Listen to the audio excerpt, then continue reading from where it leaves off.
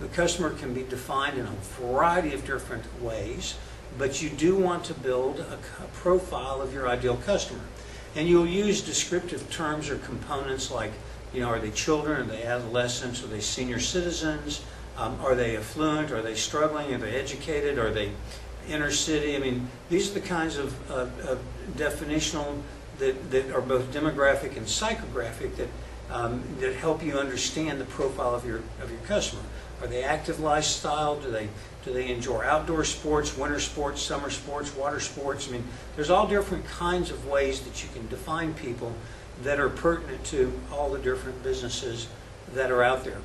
Then, of course, people also fit into what we call a market profile. The market could be a mass market or a niche market.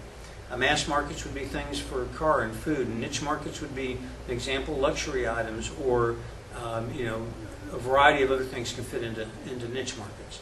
And then markets are segmented according to things like gender and age, and markets can be diversified where you actually touch many different market segments, and they can be multi-sided where you touch both a consumer and a vendor. For example, if you're a credit card processing company, you're dealing both with the consumer that has the credit card and the company, the business that processes the card.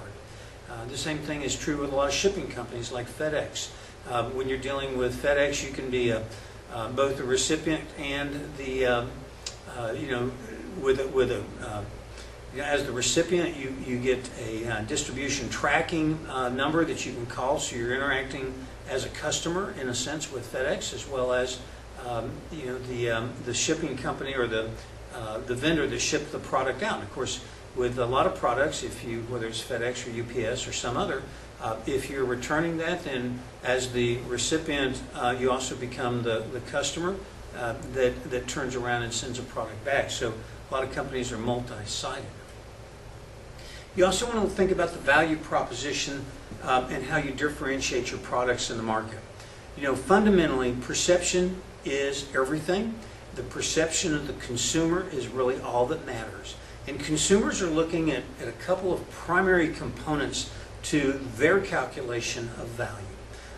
One you can call the quantitative elements of price and efficiency and operation, but the other are qualitative elements, and that's really a lot dealing with the experience the customer has and the user interface that your product has. And in fact, when you're differentiating your product or service in the mind of the consumer that you're dealing with, you really have a relatively short list. I mean, you can expand upon it, but you can identify a certain key set of variables that you can use to differentiate your product or service.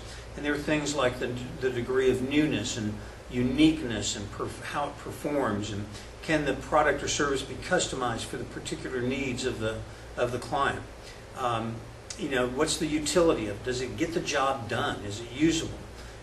Is the user interface designed well? What are the brand and status elements that go along with your product? Do people feel good when they wear it or use it? Does it make them stand out in the crowd? What's the price? How does the product save money, reduce risk? These are all the kinds of things that you can use to differentiate and establish a higher value for your product or service versus your competition. And of course, competition has a big impact on your pricing. When you do your pricing analysis and calculation on